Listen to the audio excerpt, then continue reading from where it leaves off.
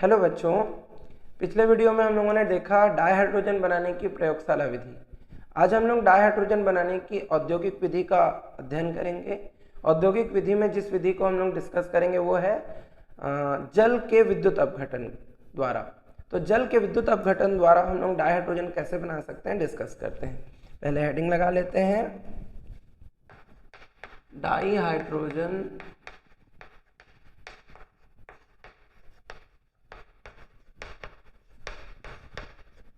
बनाने की औद्योगिक विधि।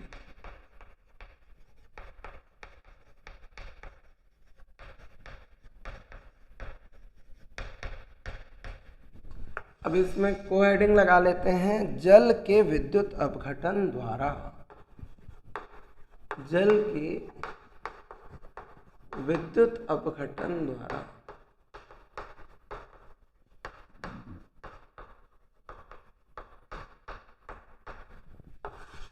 तो जल के विद्युत अपघटन द्वारा हम डायहाइड्रोजन कैसे बना सकते हैं इसे डिस्कस करते हैं। इसके लिए हम लोगों ने सर्वप्रथम एक ऐसे बीकर ले लेना है कुछ। अब बीकर के अंदर में अपन लोग डाल लेंगे क्या, ऐसे जल H2O ये डाल देंगे। जल डाल दिया H2O। अब बच्चों जो हम लोगों ने यहाँ पे जल डाला है, शुद्ध जल नहीं ले सकते, एकदम प्योर अशुद्ध जल जो बोलते हैं ना, है ना, जिसको बार बार आसवन करके बनाया, वो नहीं ले सकते। इसमें थोड़ा सा हम एसिड या बेस मिला लेते हैं। थोड़ा सा एसिड, अम्ल या बेस मतलब क्षार, कुछ तो मिलाएंगे, अम्ल या क्षार दोनों चलेगा, क्योंकि वो फिर वो चालक हो जाएगा, है ना। अगर हम लोग शुद्ध जल लेंगे फिर वो कुछ अलग रहेगा, थोड़ा सा अम्ल या थोड़ा सा क्षार मिला देने के बाद वो पार्शियली मतलब कुछ हद तक चालक हो जाएगा। अब यहाँ पे जो हम लोग इलेक्ट्रोड उपयोग में लाएंगे, है ना, वो प्लैटिनम के हैं। किस चीज़ के इलेक्ट्रोड हम लोग यहाँ पर यूज़ करेंगे? प्लैटिनम के, है ना। तो प्लैटिनम के इलेक्ट्रोड यूज़ कर लेंगे। प्लैटिनम एक उत्कृष्ट धातु है जो अम्ल से अभिक्रिया नहीं करती है ना, इसीलिए हम लोग प्लैटिनम का उपयोग यहाँ पर कर रहे हैं। अब विद्युत अपघटन करना है तो इसका मतलब हमको एक इलेक्ट्रोड को बैटरी के धन सिरे से और दूसरे इलेक्ट्रोड को बैटरी के ऋण सिरे से जोड़ना पड़ेगा। तो मतलब एक बैटरी लगानी पड़ेगी, एक सेल लगाना पड़ेगा यहाँ पर, जिसमें एक तरफ प्लस होगा दूसरी तरफ माइनस होगा। अब ये जो उपकरण है इसमें दो बड़े ही विस्फोटक गैसें मुक्त होने वाली हैं, एक हाइड्रोजन है और दूसरी ऑक्सीजन। दोनों का उपयोग ईंधन के रूप में करते हैं हम लोग, ठीक। लिक्विड ऑक्सीजन बहुत ज़्यादा विस्फोटक होता है, हाइड्रोजन भी बहुत ही ज़्यादा विस्फोटक होता है ना। हाइड्रोजन बनाने की प्रक्रिया में बड़े ध्यान से हम लोग को काम करना होता है, क्योंकि हाइड्रोजन जो उत्पन्न हो रहा है वो विस्फोटक है, उसमें हल्की सी चिंगारी भी लगी तो कोई किसी भी तरह का किसी भी लेवल का एक्सीडेंट हो सकता है, जान भी जा सकती है। तो थोड़ा इस तरह के एक्सपेरिमेंट करते समय ध्यान रखें। तो यहाँ पे हम लोगों ने प्लैटिनम के इलेक्ट्रोडों को, दोनों एनोड और कैथोड दोनों को, एनोड किसको बोलते हैं बेटा? विद्युत अपघटनी सेल में जिसको बैटरी के प्लस सिरे से जोड़ा जाता है उसे एनोड कहते हैं, और जिसे बैटरी के माइनस सिरे से जोड़ा जाता है उसको क्या बोलते हैं हम लोग? कैथोड। सिंपल। तो अब एनोड और कैथोड दोनों को हम लोगों ने विशेष उपकरणों से ढक दिया, जिससे कि वहाँ पर मुक्त होने वाली गैसें जो हैं वो अलग हो जाए, ठीक।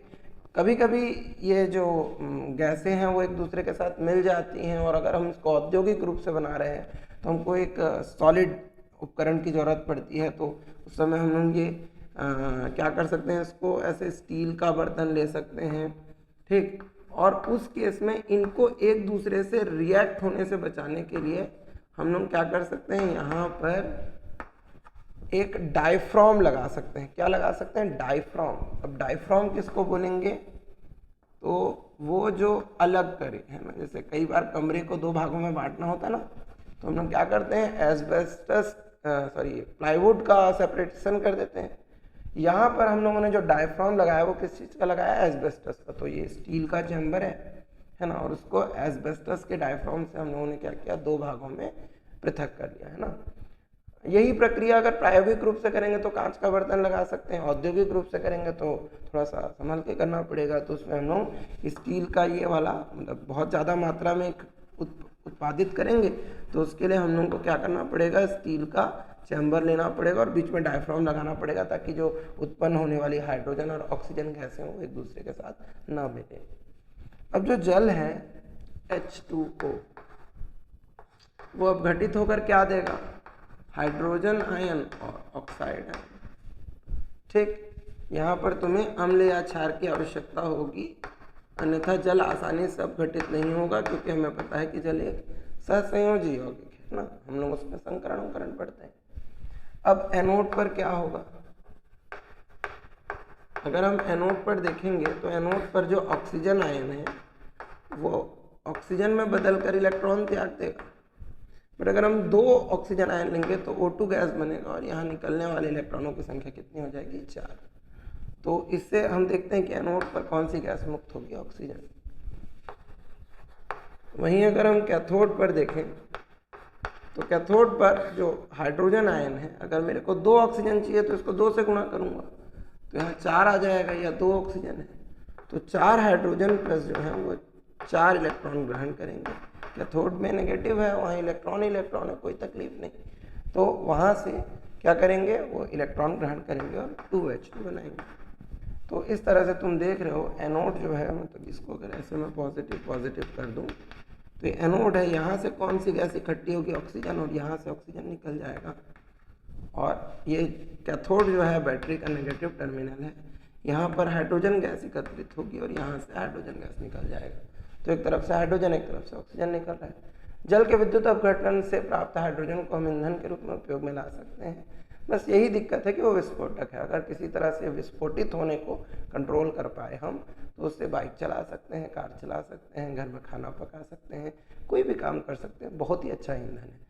हाइड्रोजन को क्लीन फ्यूल भी कहते हैं बेटा, तुमको पता होगा, क्योंकि हाइड्रोजन के दहन से ऊर्जा तो मुक्त होती है, बट इसके साथ जो हम देखते हैं वो वातावरण में क्या त्यागता है, तो जल, ऐसा चीज़ें सोचो, पानी, हाइड्रोजन जलाओ पानी निकल रहा है ना, तो साइलेंसर में बढ़िया डब्बा लगा के झोंक के जा सकते हैं, ताज़ा बना हुआ जल एकदम उपयोग के लिए मिल जाएगा।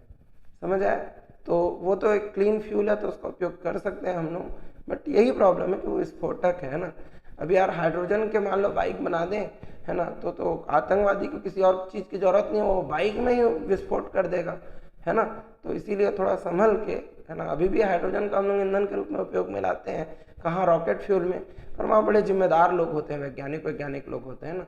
अब तुम्हारे एज के बच्चों को हाइड्रोजन गैस से भरा हुआ बाइक अगर दे दिया जाए तो कुछ भी कर सकता है ना, ठीक है, समझ आए। तो इस तरह से हम लोगों ने डायहाइड्रोजन बनाने की औद्योगिक विधि जल के विद्युत अपघटन द्वारा पढ़ा। एक बार क्विक रिवाइज कर लेते हैं।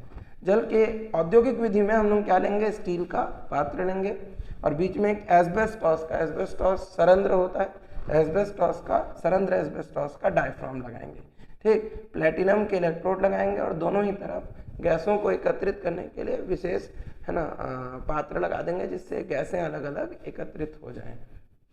थोड़ा सा जल में अम्ल या क्षार लगा देंगे और उसके बाद हम लोग विद्युत अपघटन की क्रिया करेंगे। उसके लिए हम लोग प्लेटिनम के इलेक्ट्रोडों को सेल से जोड़ देंगे, एक बैटरी के पॉजिटिव टर्मिनल से, एक बैटरी के नेगेटिव टर्मिनल से। जोड़ने के बाद क्या होगा, जो जल है वो विद्युत अपघटित होकर हाइड्रोजन और ऑक्सीजन आयन देगा। मुक्त हाइड्रोजन आयन जो है वो कैथोड पर हाइड्रोजन गैस, मुक्त ऑक्सीजन आयन जो है वो एनोड पर ऑक्सीजन गैस देगा, और इस तरह से ऑक्सीजन और हाइड्रोजन गैस से प्राप्त हो जाएंगी। इस तरह से हम लोगों ने ये विधि कंप्लीट कर ली। ठीक है बच्चों।